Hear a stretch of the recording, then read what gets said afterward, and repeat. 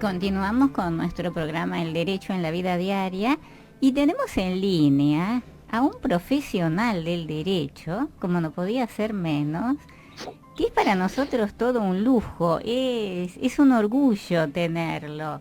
Es el doctor Marcelo Villarés, él es abogado de la Universidad Nacional de Córdoba. Él es especialista en Derecho Deportivo, también en Derecho Administrativo de la Universidad de Belgrano, funcionario del Consejo de la Magistratura de la Nación y es autor de diversas iniciativas del Colegio de Abogados, ¿no? Y en esta ocasión le doy la bienvenida, doctor Villarés. ¿Cómo está? Bienvenido.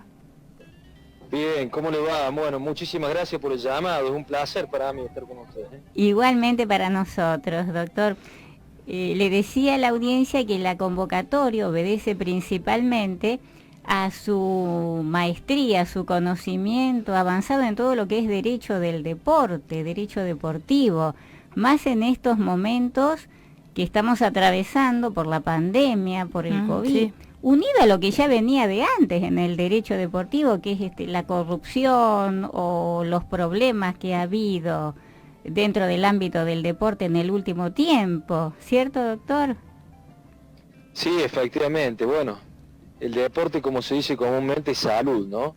Claro. Y aquellos que tenemos la suerte de practicar deporte o de hacer actividad física más allá del deporte, ¿no? Porque hay mucha gente que más que practicar un deporte hace actividad física, que existen tantas formas de hacerla, ¿no? Y en este momento de cuarentena, de pandemia, con todo lo que estamos pasando, realmente el deporte nos oxigena no solamente de lo físico, sino por sobre todas las cosas de lo mental, ¿no? Y usted habla de un deporte madre, doctor, ¿no? Que no lo podemos negar, que es el fútbol. Por lo menos acá. No, bueno, sí, efectivamente, el fútbol es para los argentinos el deporte, ¿no? Pero bueno, va todo, digo, más allá del fútbol, hoy la actividad física es esencial. Fíjese usted que cada vez más es llamativo, como en los últimos años, y para bien, es cada vez más gente la que hace actividad física al aire libre, ¿no? Algunos corren, otros caminan, otros andan en bicicleta, pero digo, ¿no? Es cada vez más gente de todos los niveles sociales y etarios la que realiza actividad física. Es como que estamos volviendo al adagio romano o a la época de Hipócrates, más lejos todavía, mente sana en cuerpo sano. Claro. Tal cual. Ayuda a sobrellevar, ¿no? A sobrellevar todas las complejidades, ¿no? Y nos da salud, por sobre todas las cosas nos da salud. Yo me acordaba de un actor británico que él contaba que él salía siempre a la mañana a correr o antes de ir al set, ¿no? A trabajar, siempre le gustaba salir a correr, que los compañeros le decían que cómo levantarte temprano para correr. Y él contaba que el correr a él lo mantenía activo y que le despejaba la mente, que él si corría después podía pensar con más claridad. Es cierto, bueno, es cierto, yo personalmente tengo esa costumbre, ¿no? A mí me gusta correr y salgo habitualmente muy temprano a correr. Y eso que no es británico. Cuando puedo, pero trato de mantener ese ejercicio, ¿no? Y en lo personal, como a muchos que nos gusta correr, nos produce tal cual esa sensación, ¿no? Nos activa, nos libera, y bueno, nos ayuda también a mantenernos físicamente, lógicamente, pero por sobre todas las cosas a mantenernos muy bien de la cabeza, digamos, ¿no? Sí. A liberarnos. Y este momento, insisto yo, ¿no? De pandemia, de cuarentena, donde se mezclan tantas cosas, ¿no? Desde lo psicológico, por sobre todas las cosas, poder hacer actividad física en aquellas provincias donde lógicamente las autoridades provinciales lo han habilitado es realmente fundamental, ¿no? Y justamente el cerebro es como al contrario de cualquier otro músculo, que es cuando uno más lo ejercita, más se activa, no se cansa. Claro. Es así. Más produce, como una regla de 3 inversa. Más produce, es tal cual, como vos lo decís. Yo estoy convencido de eso. Es un músculo que mientras uno más lo ejercita, más rinde, y como todo músculo hay que ejercitarlo permanentemente. Y además justamente muchos lo consideran el centro de la creación y tiene que seguir esa lógica inversa, porque si no, ¿dónde está la creación? Ya sería el camino ya trillado, lo ya sabido, ¿cierto? Que uno ejercita y se cansa, entonces tiene que ser lo contrario. Es como me ejercito y me alimento más todavía y produzco más. Claro, me vuelvo más resistente, claro. Sí, son desafíos, ¿no? Son desafíos que uno va poniéndose en la vida, digo, en todos los órdenes, ¿no? Son desafíos donde uno va realizando una actividad deportiva, una actividad física. Algunos la llevan a cabo de forma muy profesional, aquellos que tienen esa posibilidad, otros la llevan a cabo de forma aficionada, pero lo importante es hacer actividad física, practicar esa actividad física. Si en particular hay un deporte que a uno le guste, intentar hacerlo, y de lo contrario, si no, hacer desde la actividad física más elemental que la vida nos da la posibilidad de caminar, por ejemplo, ¿no? A aquellos que tenemos la suerte de poder caminar, ¿no? Sí, sí. Es una actividad física hermosa, divina, y es una actividad física además recomendada por todos los profesionales habido y por haber, que no hay mejor actividad física que caminar. Se apreció mucho más durante lo que fue cuarentena, que la gente ahí lo apreció mucho más el salir a caminar. No sabían cuánto extrañaban, ahí se dieron cuenta. Claro, bueno, cuando suceden estas situaciones es cuando uno valora un montón de cosas de las cuales normalmente en situaciones normales no las aprecia, no las valora porque considera que son comunes a la vida de uno, y bueno, es cuando nos centran y nos dan, digo, el ponernos a reflexionar, ¿no? A pensar, decir, este hábito que uno lo considera tan común y normal, la verdad es que es un privilegio, ¿no? Sí, como el respirar, doctor, es algo que lo hacemos automáticamente, involuntariamente, y sin el cual no existiríamos. Así es, el derecho a la vida. El derecho a la vida, algo tan simple, tan... Y doctor, en esta época de pandemia, yendo al deporte profesional, por ejemplo con los equipos de fútbol o los equipos de cualquier otro deporte, hay quienes quieren entrenar, hay quienes dicen que hay que esperar todavía, o los mismos campeonatos, ¿no? Que hay en Europa, hay algunos que ya tienen fecha de comienzo. ¿Cómo sería en el ámbito legal este tema del deporte, doctor? ¿Quién tiene la potestad para regular eso?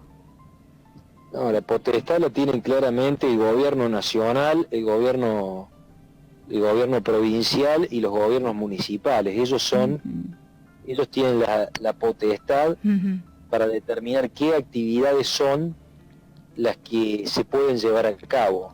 Eso de dónde surge, y surge de la Constitución.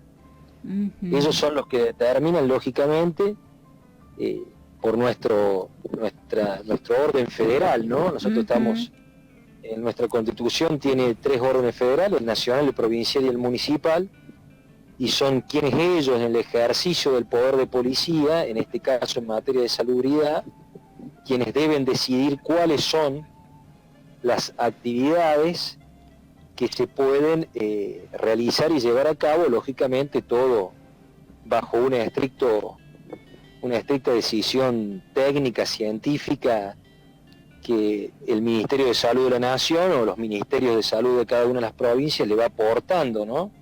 Y en base a ese estudio de rigor, ese estudio científico, se va resolviendo cuáles son las actividades que se pueden ir reincorporando a la normalidad. Claro, ¿y en qué condiciones, con qué protocolo? Claro, por supuesto, con los protocolos respectivos, porque no hay ninguna actividad que así, aún volviendo a, entre comillas, su normalidad, sea normal, porque como nosotros estábamos acostumbrados, porque todo se lleva a cabo bajo un protocolo de implementación de esa actividad, ¿no? En el caso del fútbol, todavía en Argentina no se ha vuelto a los entrenamientos y están justamente en esa fase.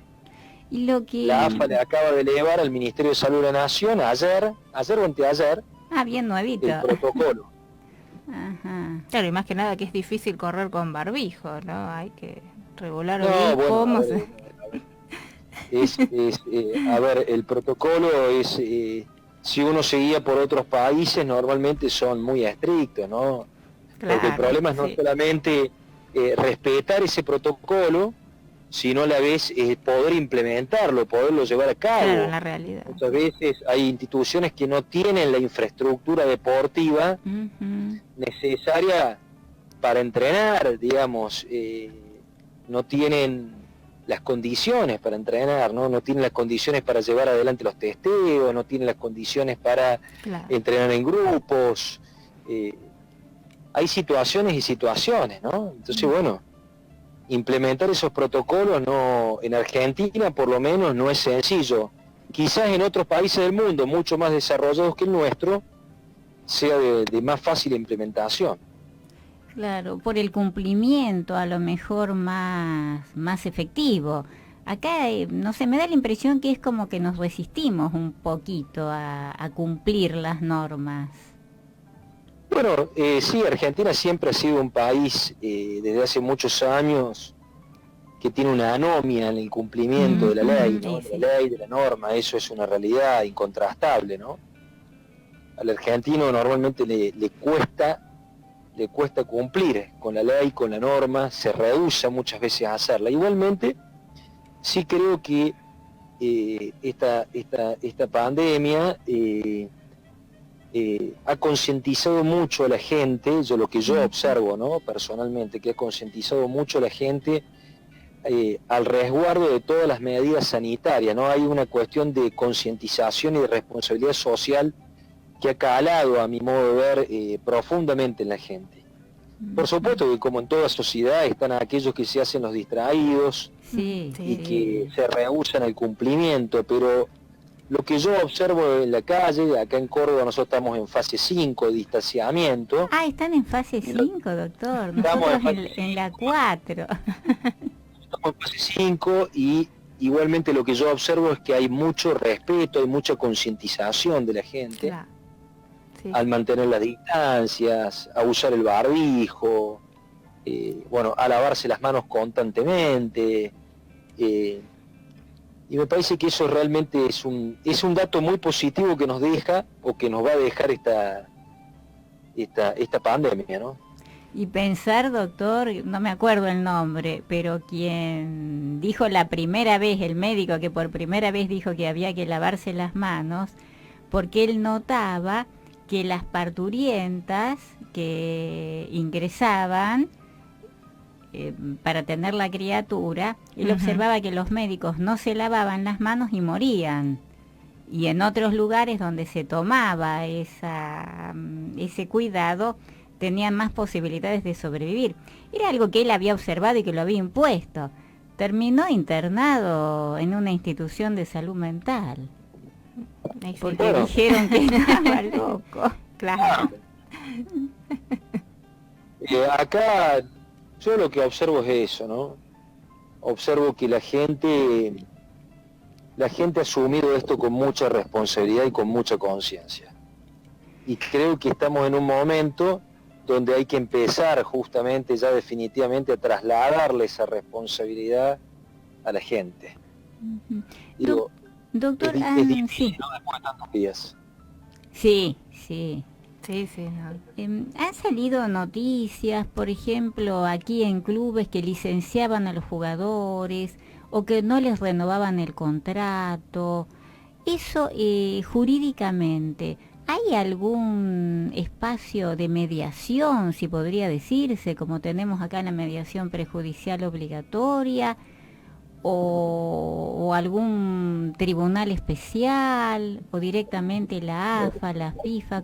¿Cómo es el tema? Bueno, el tema es un poquito así. Los contratos de los jugadores que son profesionales tienen contratos lógicamente contratos de trabajo. Normalmente el contrato de trabajo es por 1 o 2 años en el fútbol argentino. Ajá. Normalmente el fútbol argentino prevé un máximo de 5 años, pero normalmente las instituciones firman por 1 o 2 años contratos, ¿no? O sea, usos y costumbres son 1 o 2 años.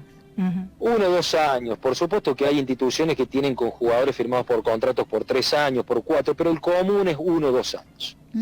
Claro, bueno, esta situación de pandemia ha llevado a trastocar absolutamente todo, ¿no? En esencial, el cumplimiento de los contratos, cómo hacen las instituciones para poder cumplir los contratos que estaban pactados, ¿no?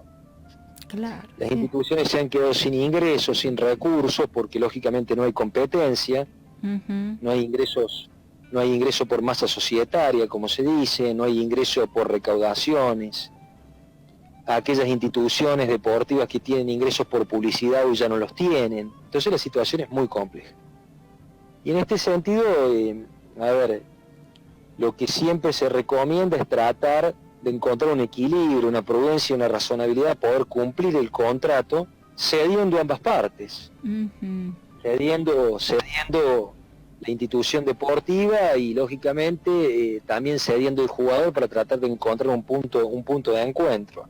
Yo creo que en líneas generales la gran mayoría de los contratos en el fútbol argentino vencieron el 30 de junio y si uno tiene que hacer un balance, ya hoy a 17 de julio, más de 50 días o casi 50 días, yo les diría que en su gran mayoría se han puesto de acuerdo, en su gran mayoría. O sea, es como que los jugadores han entendido de que esta es una situación muy excepcional, altamente compleja. Claro. Y las instituciones deportivas también han hecho, en líneas generales estamos hablando, ¿no? Por supuesto que hay sus excepciones que no condicen con lo que digo, pero en líneas generales también las instituciones deportivas han hecho un esfuerzo por tratar de sostener esos contratos, tratar de cumplirle a los jugadores. Entonces yo creo que el balance, en una situación altísimamente compleja, creo que el balance en ese sentido ha sido positivo entre comillas, le digo positivo en la salida que han tratado de encontrar, ¿no? Pero bueno, en Argentina la realidad es que si no se ponen de acuerdo, normalmente se termina litigando en los tribunales, en el foro laboral exigiendo el cumplimiento de los contratos, porque son contratos de trabajo, ni más ni menos. No existe, en realidad existe un tribunal arbitral del deporte nacional, pero es una institución que tiene todavía un escaso desarrollo, esta es la verdad, lamentablemente lo digo, porque Argentina necesitaría un tribunal arbitral para no tener que todas las diferencias muchas veces terminan en un juicio. Este tribunal ya está conformado, doctor, ya tiene sus jueces nombrados. Es un tribunal arbitral del deporte que no solamente abarca el fútbol, ¿no? Abarca todas las disciplinas deportivas, ¿no? Es un tribunal que tiene creación desde el año 2018, pero que todavía el inconveniente que tiene es que, por ejemplo, en el fútbol, la AFA, que es la entidad madre del fútbol argentino, no lo ha reconocido.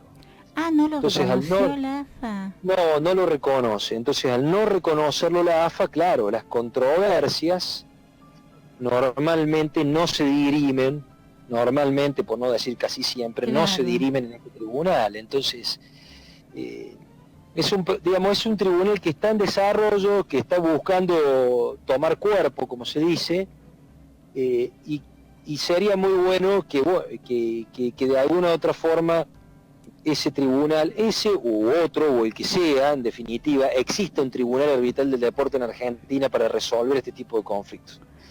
De lo contrario, el mecanismo es siempre el mismo, se termina litigando, los jugadores iniciándole juicio a los clubes, y la verdad es que en la situación que estamos atravesando, es muy complejo que las instituciones deportivas puedan resistir juicios, ¿me explico? Claro. Es una situación muy compleja. Pero bueno, esa es la realidad en la que estamos parados, ¿no? Sí, es complejo realmente. Además el tribunal arbitral necesita que lo reconozcan, necesita que adhieran. Claro, para que porque si no tiene un reconocimiento, este tribunal no tiene un reconocimiento, por ejemplo, en el fútbol, estamos hablando de una disciplina, ¿no?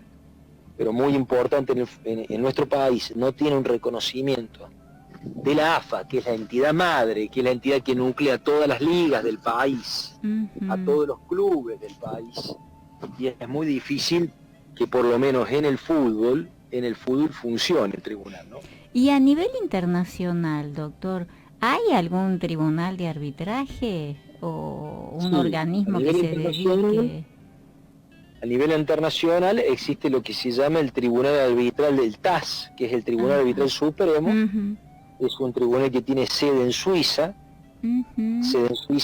y allí van, es una instancia a la cual normalmente muchos contratos fijan justamente en una cláusula del contrato, en el fútbol sucede mucho, fijan como tribunal competente a los fines de dirimir cualquier controversia o conflicto que pueda surgir de ese contrato. Es un tribunal muy reconocido a nivel mundial. Allí van a parar todos los conflictos de carácter patrimonial o de carácter disciplinario, por ejemplo, sanciones disciplinarias. También allí terminan todos los conflictos por ejemplo, en las distintas disciplinas deportivas que existen por doping, las causas de doping. O sea, es un tribunal altísimamente capacitado, competente, que atiende todos los conflictos deportivos de carácter patrimonial y disciplinario. Es muy amplia la competencia que ellos tienen, muy amplia, ¿no? Y a ese tribunal sí lo reconoce la AFA. Claro, ese tribunal es un tribunal absolutamente reconocido por la AFA en su propio estatuto. La AFA lo reconoce de manera expresa. Inclusive la FIFA, que es la entidad madre del fútbol a nivel mundial, lo reconoce expresamente. Y entonces el problema del TAS es un problema que son los costos económicos que tienen para acceder al TAS. Entonces muchos reclamos quedan lamentablemente sin poder llegar al TAS por los costos económicos que tienen. Claro, es como que el acceso a la justicia ahí no está. Claro, es como una especie de... Bueno, está muy bien porque el TAS, este tribunal con sede en Suiza, es un tribunal arbitral independiente, pero que tiene función jurisdiccional, o sea, tiene el mismo valor que si fuera una sentencia. Claro, sí. Comúnmente como la que nosotros nos imaginamos al litigar o al reclamar un derecho en tribunales. Entonces, esa es la situación del TAS, que lamentablemente los costos para acceder son muchas veces inaccesibles para los jugadores, más que para los jugadores, para las instituciones deportivas, ¿no? Me viene a la mente, doctor, no recuerdo el nombre, pero ese jugador argentino que jugaba para otro país y que había sido vendido y que murió estando a bordo de una avioneta. Bueno, Emiliano Sala. El caso de Emiliano Sala, es un caso que en este momento efectivamente está en el TAS. Está actualmente en el TAS. Es un caso que está actualmente de hace 3 meses, menos de 3 meses en el TAS. Es un conflicto interesantísimo desde el punto de vista jurídico para estudiarlo, ¿no? Muy lamentable desde el punto de vista de la vida y la salud, muy lamentable. Pero es un conflicto desde el punto de vista jurídico interesantísimo para estudiarlo. Es un conflicto entre un club de Francia y un club de Gales.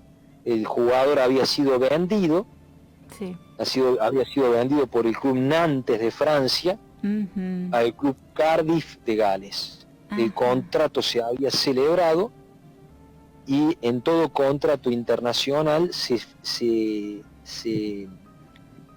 firma un certificado de transferencia internacional. Para que ustedes lo entiendan, es como el último requisito para que el jugador pueda jugar en otro equipo. Claro. O sea, no es solamente la firma del contrato, sino que se requiere de un certificado de transferencia internacional. Claro, un paso más.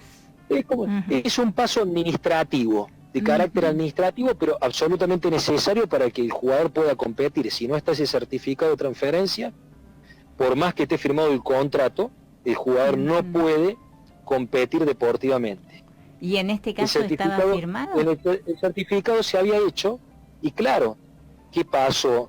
A breve modo de síntesis, lo que le puedo decir es que el Cardiff, que era el club donde iba a jugar, se negó a pagarle al Nantes, aduciendo de que lógicamente nunca llegó. El hecho desgraciado que había sucedido y el no poder contar con los servicios del jugador, bueno, el reclamo lo plantea primero el Nantes ante la FIFA, y en la FIFA le dan la razón al Nantes, aduciendo de que justamente la transferencia en sí se había materializado, había finalizado con el certificado de transferencia. Y a lo mejor que lo que había ocurrido era una desgracia, pero que el Cardiff en definitiva le tenía que pagar al Nantes el pase del jugador, que era un monto muy muy alto, ¿no? Este chico era un chico de Córdoba inclusive. Compatriota suyo, doctor. Sí, es un chico, es un caso muy curioso en el fútbol de Argentina, porque este chico se fue muy jovencito, si yo mal no recuerdo, con 15 años, a jugar a Europa,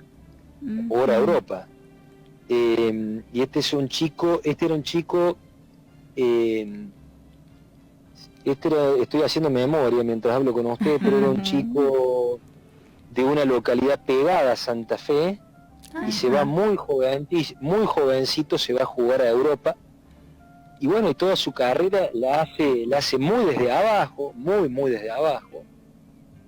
Es un chico que claramente no le regalaron nada para llegar a donde llegó, y cuando lamentablemente se iba a producir quizás el pase de su vida, lamentablemente sucedió lo que sucedió.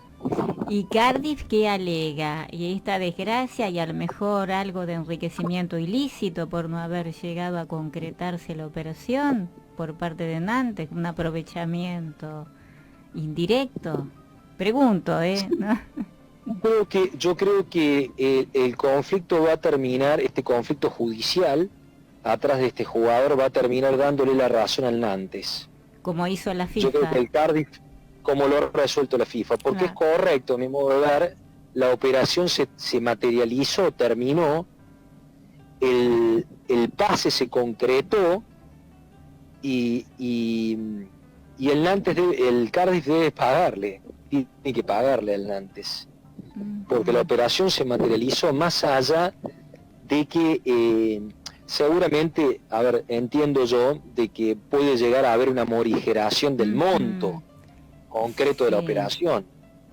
Seguramente eso sucederá, pero la razón legal, a mi modo de ver, la va a tener el Nantes.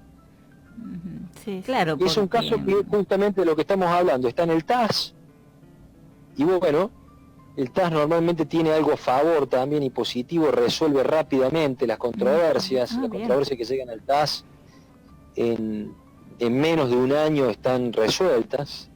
Rápido. Y bueno, es la última instancia arbitral, o sea, ya después de eso no hay absolutamente más nada. Claro. Es como la corte. Es la última instancia, es como la corte, es como si fuera una corte suprema del deporte a nivel mundial.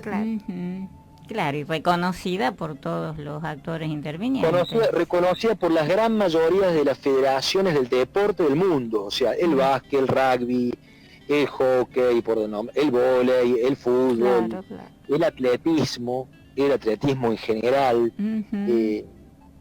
Casi todas las federaciones deportivas del mundo lo reconocen como el tribunal arbitral.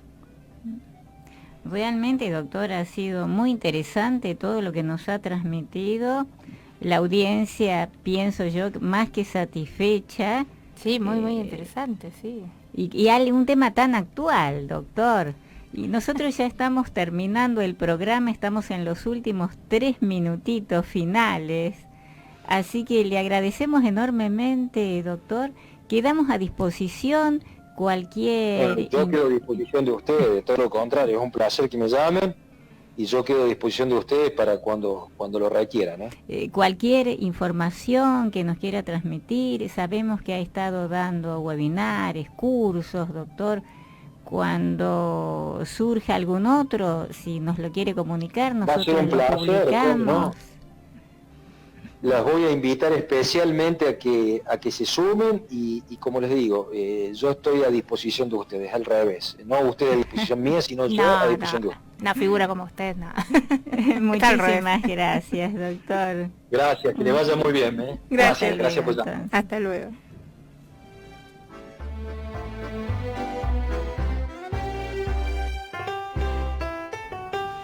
Bueno, muy interesante la charla con el doctor Vice Yarés, que nos ha dado toda una perspectiva mucho más completa de lo que es el derecho del deporte, pasando por los temas, ¿no? Tecnicismos legales del deporte, como también por la función que tiene todo tipo de actividad física, ¿no? Uh-huh. Más que él mismo es una persona apasionada por el deporte, sí, que realiza actividad física continuamente, diariamente. Y el tema de Emiliano Salas, que nosotros conocíamos, que la avioneta se estrelló, claro, las implicancias, claro, que aparte que era un conflicto internacional. Y yo tenía entendido que era santafesino, y él me dice que es cordobés, que una localidad limítrofe. Estaba ahí. No sé si será Marco Juárez, la limítrofe que yo conozco, debe haber otras. Y me llamó la atención Córdoba en fase 5, porque Córdoba era una de las más comprometidas. Y han cumplido, evidentemente.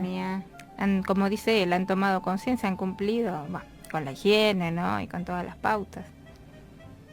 El doctor Marcelo Vice Yarés es integrante a nivel nacional del Consejo de la Magistratura.